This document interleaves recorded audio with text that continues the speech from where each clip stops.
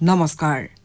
আকাশবাণী গুৱাহাটী কেন্দ্ৰৰ সন্ধিয়াৰ আঞ্চলিক বাতৰি পঢ়িছো জুলি শৰ্মা বৰুৱাই আৰু মোৰ সৈতে আছে অৰুণিমা গোস্বামী এতিয়া প্ৰধান বাতৰিসমূহ হ'ল প্ৰধানমন্ত্ৰী নৰেন্দ্ৰ মোদীৰ কোভিডত নিজৰ পিতৃ মাতৃ হেৰুওৱা শিশুসকলৰ বাবে পিএম কেয়াৰ্ছ ফৰ চিলড্ৰেনৰ তৰফৰ পৰা সাহায্য প্ৰদানৰ ঘোষণা প্ৰধানমন্ত্ৰী নৰেন্দ্ৰ মোদীৰ কাৰ্যকালৰ 7 বছৰ পূৰ্ণ হোৱা উপলক্ষে কাইলৈ ৰাজ্যত মুখ্যমন্ত্ৰীৰ শিশু সেৱা আঁচনি মুকলি 6 বছৰ বয়সলৈ শিশুসকলক বছৰত 300 দিনৰ বাবে পুষ্টিকৰ খাদ্য প্ৰদান সুনিশ্চিত কৰিবলৈ মুখ্যমন্ত্ৰী ডক্টৰ হিমন্ত বিশ্ব শৰ্মাৰ সমাজ কল্যাণ বিভাগক নিৰ্দেশ ৰাজ্যত কোভিড আক্ৰান্তৰ সংখ্যা পূৰ্বতকৈ হ্ৰাস পোৱাৰ ফলত ৰাজ্যখনত কোভিড পৰিস্থিতি কিছু উন্নত হৈছে বুলি স্বাস্থ্য মন্ত্ৰীৰ ঘোষণা আৰু সবাৰৰ বিশ্ব চেম্পিয়ন মেৰী কম আৰু অসমৰ শিৱ থাপাৰ লগতে 7 গৰাকী ভাৰতীয় খেলুৱৈৰ এছিয় বক্সিং প্ৰতিযোগিতাৰ ফাইনেলত প্ৰৱেশ কোভিডৰ সংক্ৰমণ বৃদ্ধি পাই থকাৰ পৰিপ্ৰেক্ষিতত আমি শ্ৰোতাসকলক সকলো নীতি নিয়ম পালন কৰাৰ লগতে সাৱধানতাসমূহ মানি চলিবলৈ আৰু কোভিড-19 প্ৰতিষেধকৰ প্ৰথম পালি গ্ৰহণ কৰা 18 বছৰৰ ঊৰ্ধৰ সকলো ব্যক্তিকে বিনাদ্বিধাই নিৰ্ধাৰিত সময়ত দ্বিতীয় পালি প্ৰতিষেধক গ্ৰহণ কৰিবলৈ আহ্বান জনাইছো মাস্ক পৰিধান কৰক হাত মুখ সঘনাই ধুওক আৰু পৰস্পৰৰ মাজত 2 গজ দূৰত্ব বৰ্তাই ৰাখি কোভিডক পৰাজিত কৰক এতিয়া শুনক বিতং বাতৰি প্ৰধানমন্ত্ৰী নৰেন্দ্ৰ মোদীয়ে কোভিডত নিজৰ পিতৃ মাতৃ হেৰুওৱা শিশুসকলৰ বাবে পিএম কেয়াৰ্ছ ফৰ চিলড্ৰেনৰ তৰফৰ পৰা সাহায্য প্ৰদান কৰাৰ সন্দৰ্ভত এখন গুৰুত্বপূৰ্ণ বৈঠকত মিলিত হয় এই বৈঠকৰ সিদ্ধান্ত মৰ্মাই শিশুসকলে বিনামূলীয়া শিক্ষা লাভ কৰিব আৰু 18 বছৰ বয়সৰ পিছত প্ৰতিমাহে অৰ্থ সাহায্য লাভ কৰাৰ লগতে 23 বছৰ বয়স হলে পিএম কেয়াৰ্ছৰ ফালৰ পৰা 10 লাখ টকাৰ পুঁজি লাভ কৰিব তেওঁলোকক উচ্চ শিক্ষাৰ বাবে ঋণ লোৱাৰ ক্ষেত্ৰত চৰকাৰীভাৱে সহায় কৰাৰ উপৰিও এই ঋণৰ সুদ পিএম কেয়াৰ্ছে পৰিশোধ কৰিব এই শিশুসকলে আয়ুষ্মান ভাৰতৰ অধীনত 18 বছৰ বয়সলৈকে 5 লাখ টকাৰ স্বাস্থ্য বীমাও লাভ কৰিব অসম চৰকাৰে প্ৰধানমন্ত্ৰী নৰেন্দ্ৰ মোদীৰ কাৰ্যকালৰ 7 বছৰ পূৰ্ণ হোৱা উপলক্ষে কাইলৈ মুখ্যমন্ত্ৰীৰ শিশু সেৱা আঁচনি মুকলি কৰিব এই আঁচনিৰ অধীনত কোভিডৰ প্ৰথম আৰু দ্বিতীয় লহৰত এই ৰোগত আক্ৰান্ত হৈ মৃত্যু হোৱা পিতৃ মাতৃৰ সন্তানসকলক সামৰি লোৱা হ'ব ইয়াৰ দ্বাৰা এই শিশুসকলে অধ্যয়নৰ সময়ছোৱাত বিশেষভাৱে উপকৃত হোৱাৰ লগতে পিতৃ মাতৃ হেৰুওৱা বিবাহ উপযুক্ত যুৱতীসকলো উপকৃত হ'ব যিসকল শিশুৱে পিতৃ বা মাতৃক হেৰুৱাই আন লোকৰ আশ্ৰয়ত থাকিবলগীয়া হৈছে তেওঁলোকে প্ৰতিমাহে ৩৫০০ টকাকৈ চৰকাৰৰ পৰা এই আঁচনিৰ অধীনত লাভ কৰিব মুখ্যমন্ত্ৰী ডক্টৰ হিমন্ত বিশ্ব শৰ্মাই আজি সন্ধিয়া এখন সংবাদমেলত এই বিষয়ে প্ৰকাশ কৰে আনহাতে কোভিডত আক্ৰান্ত হৈ পিতৃ মাতৃৰ মৃত্যু হোৱাৰ ফলত অভিভাৱকহীন হৈ পৰা শিশুসকলক আৱাসিক বিদ্যালয়ত ৰাখি পঢ়ুৱাৰ ব্যৱস্থা কৰা হ'ব শিশুসকলক অধ্যয়নৰ সুবিধা হোৱাকৈ একোটাকৈ লেপটপ দিয়া হ'ব বুলি ডক্টৰ শৰ্মাই ঘোষণা কৰে শিশুসকলক ভৱিষ্যতে সুবিধা হোৱাকৈ বৃত্তিমুখী শিক্ষা দিয়াৰ ব্যৱস্থা কৰা হ'ব বুলি তেওঁ জানিবলৈ দিয়ে ইয়াৰ বাবে শিশু আয়োগক দায়িত্ব অৰ্পণ কৰা হ'ব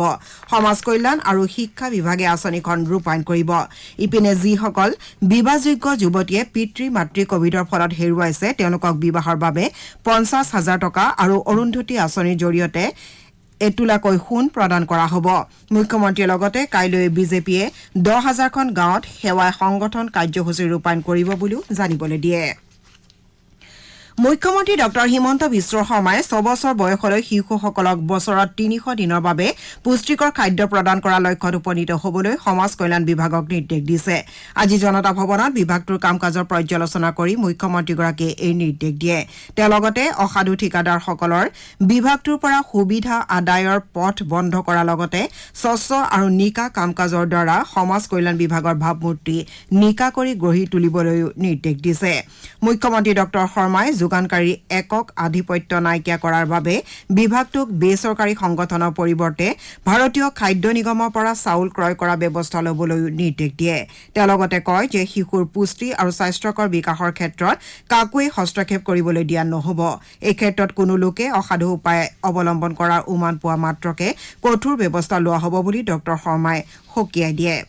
মুখ্যমন্ত্ৰীগৰাকীয়ে নিজৰ কৰ্মস্থানত ইতিমধ্যে 3 বছৰ সম্পূৰ্ণ কৰা শিশু উন্নয়ন প্ৰকল্প বিষয়াসকলক বদলি কৰিবলৈ নিৰ্দেশ দিয়ে একেদৰে ৰাজ্যখনৰ সকলো অংগনবাড়ী কেন্দ্ৰ শিশুৰ যতনৰ বাবে উপযুক্ত আৰু নতুন ৰূপত গঢ়ি তোলাৰ বাবে লোক নিৰ্মাণ বিভাগৰ সৈতে আলোচনা কৰি পৰিকল্পনা যুগুত কৰিবলৈ মুখ্যমন্ত্ৰীয়ে নিৰ্দেশ দিছে তেওঁ কয় যে নতুন অংগনবাড়ী কেন্দ্ৰসমূহৰ স্থাপত্য শৈলী বিজ্ঞানসন্মত হোৱাৰ লগতে এই কেন্দ্ৰসমূহত শিশুৰ সৰ্বাংগীন বিকাশৰ ব্যৱস্থা থাকিব লাগিব বুলিও তেওঁ মন্তব্য কৰে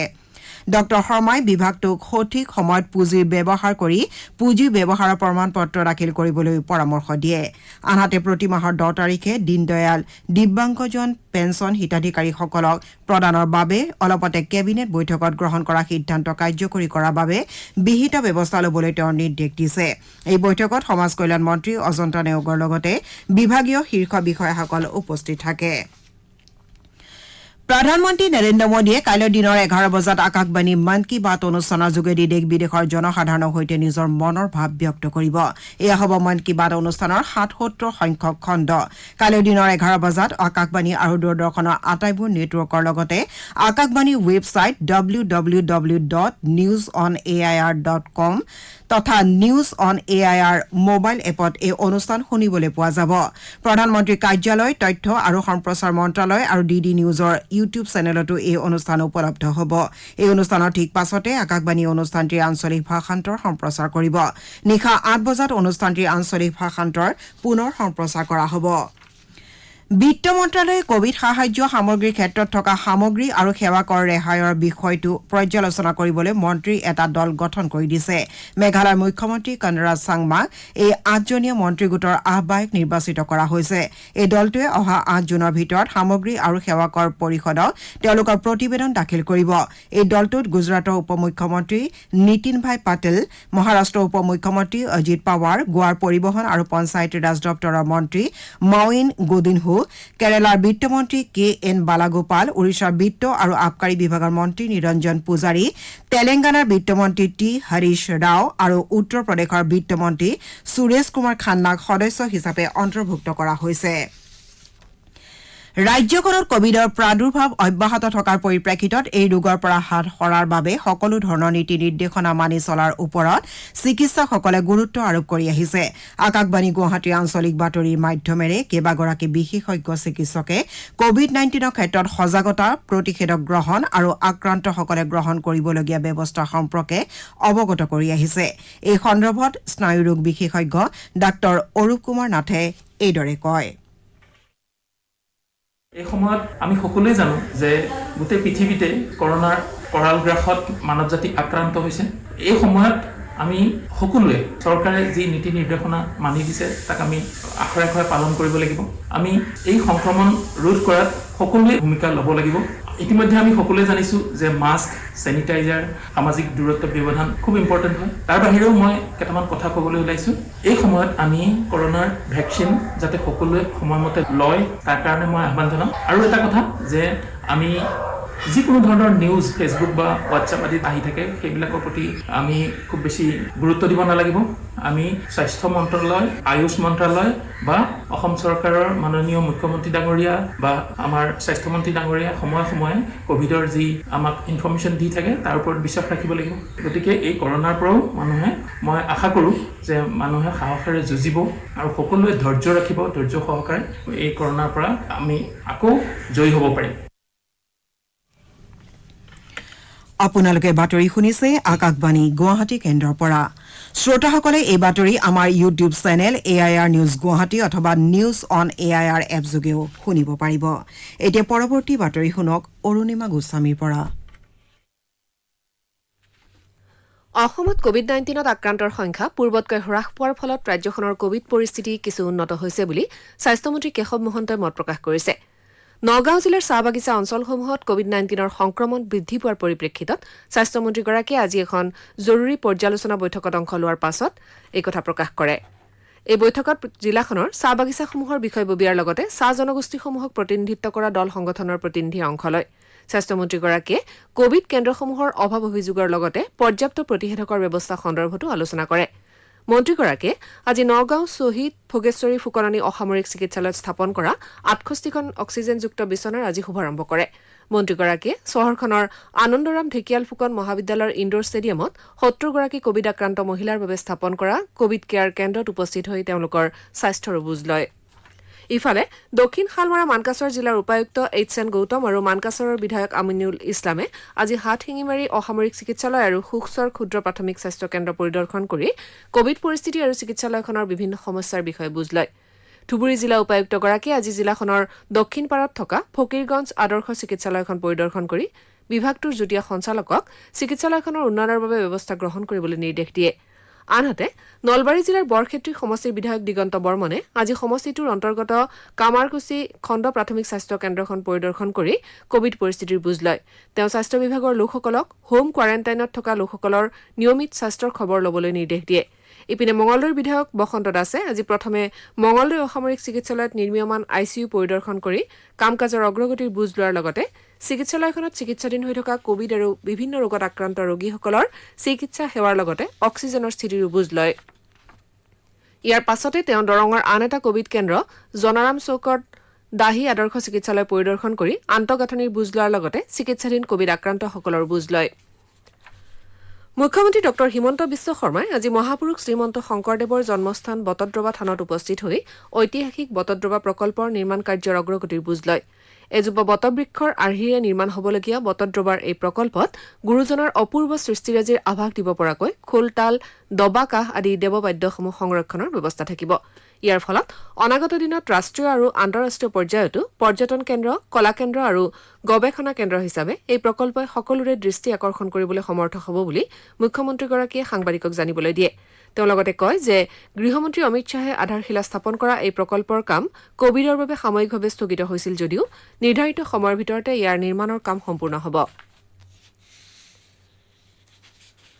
তামুলপুৰ সমষ্টিৰ বিধায়ক লেহুৰাম বড়োৰ আজি কোভিডত আক্ৰান্ত হৈ মৃত্যু হয় বিধায়ক বড়োৰ অকাল বিয়োগত ৰাজ্যপাল জগদীশ মুখী মুখ্যমন্ত্ৰী ডক্টৰ হিমন্ত বিশ্ব শৰ্মা বিটিচিৰ মুৰব্বী প্ৰমোদ বড়ো বিটিআৰৰ কাৰ্যবাহী সদস্য গৌতম দাস উদ্যোগ আৰু বাণিজ্য মন্ত্ৰী চন্দ্ৰমোহন পাটোৱাৰী বড়ো সাহিত্য সভা আৰু বিষ্ণুজ্যোতি জাতীয় বিদ্যালয় লগতে কেইবাগৰাকী বিশিষ্ট ব্যক্তি তথা অনুষ্ঠান প্ৰতিষ্ঠানে শোক প্ৰকাশ কৰিছে উল্লেখযোগ্য যে যোৱা বৃহস্পতিবাৰে কোভিডত আক্ৰান্ত হোৱাৰ বাবে গুৱাহাটী চিকিৎসা মহাবিদ্যালয় হাস্পতালত ভৰ্তি কৰোৱা লেহুৰাম বড়োৰ পাছলৈ স্বাস্থ্যৰ অৱনতি ঘটে তামুলপুৰ মহকুমাৰ কুমাৰীকেটা কালা নদীৰ পাৰত সম্পূৰ্ণ চৰকাৰী মৰ্যাদাৰে তেওঁৰ অন্ত্যেষ্টিক্ৰিয়া সম্পন্ন কৰা হয় কৰোনা ভাইৰাছৰ সংক্ৰমণ ৰোধ কৰাৰ বাবে গোৱালপাৰা জিলা প্ৰশাসনে বিভিন্ন ব্যৱস্থা অৱলম্বন কৰিছে ইয়াৰ অংশ হিচাপে জিলা প্ৰশাসনৰ নিৰ্দেশ মৰ্মে আজিৰে পৰা গোৱালপাৰাৰ অগ্নি নিৰ্বাপক আৰু আপাতকালীন সেৱা বিভাগে জিলাখনৰ গ্ৰামাঞ্চলৰ ৰাজহুৱা অনুষ্ঠান প্ৰতিষ্ঠান আৰু হাট বজাৰসমূহত বীজাণুমুক্তকৰণৰ কাম আৰম্ভ কৰিছে ইপিনে দক্ষিণ শালমাৰা মানকাছৰ মহকুমা স্বাস্থ্য বিভাগে হাটশিঙিমাৰী প্ৰেক্ষাগৃহকে ধৰি জিলাখনৰ মুঠ 21টা কোভিড কেন্দ্ৰত কোভিড পৰীক্ষা কৰোৱাৰ ব্যৱস্থা গ্ৰহণ কৰাৰ লগতে 9টা কেন্দ্ৰত কোভিড প্ৰতিষেধক প্ৰদানৰো ব্যৱস্থা কৰিছে সেই অনুসৰি প্ৰতিদিনে 18 পৰা 44 বছৰ বয়সৰ 100 গৰাকী ব্যক্তিক কোভিড প্ৰতিষেধক প্ৰদান কৰি থকা হৈছে ছবাৰৰ বিশ্ব বক্সিং চেম্পিয়ন মেৰিকম আৰু অসমৰ শিৱ থাপাৰ লগতে 7 গৰাকীকৈ ভাৰতীয় খেলুৱৈয়ে ডুবাইত অনুষ্ঠিত এছিয় বক্সিং চেম্পিয়নশ্বিপৰ নিজ নিজ শাখাৰ ফাইনেলত প্ৰৱেশ কৰিছে 75 কিলোগ্ৰাম শাখাত মেৰিকম আৰু পূজা ৰাণী 81 কিলোগ্ৰাম শাখাত অনুপমা আৰু 64 কিলোগ্ৰাম শাখাত লালবুৱাত শ্বাহীয়ে কাইলৈ প্ৰতিযোগিতাত অৱতীৰ্ণ হ'ব আনহাতে অমিত পাংগাল আৰু শিৱ থাপাই 64 কিলোগ্ৰাম আৰু সঞ্জিতে 91 কিলোগ্ৰাম শাখাত সোমবাৰে অৰ্থাৎ পৰহিলৈ ফাইনেলত অৱতীৰ্ণ হ'ব ছেমিফাইনেলত পাংগালে কাজাখস্তানৰ সাকেন বিবচিনভক 5-0 ফলাফলত পৰাজিত কৰাৰ বিপৰীতে প্ৰতিযোগিতাৰ ইতিহাসত 5টা পদক অৰ্জন কৰা প্ৰথমগৰাকী খেলুৱৈ থাপাই যোৱাবাৰৰ চেম্পিয়ন তাজিকিস্তানৰ বাখদুৰ উছমানভক 4-0 ফলাফলত পৰাজিত কৰে আনহাতে দ্বিতীয় বাছনিৰ খেলুৱৈ সঞ্জিতে উজবেকিস্তানৰ তুৰছনভ সাঞ্জাৰক 5-0 ফলাফলত পৰাজিত কৰি চূড়ান্ত পৰ্যায়ত স্থান নিশ্চিত কৰে মুখ্যমন্ত্ৰী ডক্টৰ হিমন্ত বিশ্ব শৰ্মাই এছিয় বক্সিং প্ৰতিযোগিতাৰ ফাইনেলত প্ৰৱেশ কৰাৰ বাবে শিৱ থাপাক অভিনন্দন জ্ঞাপন কৰিছে মুখ্যমন্ত্ৰীগৰাকীয়ে টেলিফোনযোগে খেলুৱৈগৰাকীক অভিনন্দন জনাই অনাগত সময়ত তেওঁ দেশ তথা ৰাজ্যলৈ পুনৰ গৌৰৱ কঢ়িয়াই আনিব বুলি আশা প্ৰকাশ কৰে আকাশবাণী গুৱাহাটী কেন্দ্ৰৰ আঞ্চলিক বাতৰি বিভাগে আজি নিশা 8 বজাত প্ৰচাৰ কৰিবলগীয়া দৃষ্টিপাত অনুষ্ঠানত ৰাজ্যৰ পঞ্চায়ত আৰু গ্ৰাম উন্নয়ন জনস্বাস্থ্য কাৰিকৰী খাদ্য আৰু অসামৰিক যোগান মন্ত্ৰী ৰঞ্জিত কুমাৰ দাস উপস্থিত থাকিব অনুষ্ঠানটিৰ আঁত ধৰিব মানস প্ৰতিম শৰ্মাই বাতৰি শেষ কৰাৰ পূৰ্বে প্ৰধান বাতৰি কেইটামান পুনৰ এবাৰ পঢ়ি দিছো প্ৰধানমন্ত্ৰী নৰেন্দ্ৰ মোদীৰ কোভিডত নিজৰ পিতৃ মাতৃক হেৰুওৱা শিশুসকলৰ বাবে পিএম কেয়াৰ্ছ ফৰ চিলড্ৰেনৰ তৰফৰ পৰা সাহায্য প্ৰদানৰ ঘোষণা প্ৰধানমন্ত্ৰী মোদীৰ কাৰ্যকালৰ 7 বছৰ পূৰ্ণ হোৱা উপলক্ষে কাইলৈ ৰাজ্যত মুখ্যমন্ত্ৰীৰ শিশু সেৱা আঁচনি মুকলি 6 বছৰ বয়সলৈ শিশুসকলক বছৰত 300 দিনৰ বাবে পুষ্টিকৰ খাদ্য প্ৰদান সুনিশ্চিত কৰিবলৈ মুখ্যমন্ত্ৰী হিমন্ত বিশ্ব শৰ্মাৰ সমাজ কল্যাণ বিভাগক নিৰ্দেশ আৰু ছবাৰৰ বিশ্ব চেম্পিয়ন মেৰিকম আৰু অসমৰ শিৱ থাপাৰ লগতে 7 গৰাকী খেলুৱৈৰ এছিয় বক্সিং প্ৰতিযোগিতাৰ ফাইনেলত প্ৰৱেশ এতিয়া আঞ্চলিক বাতৰি ইমানতে অন্ত পৰিল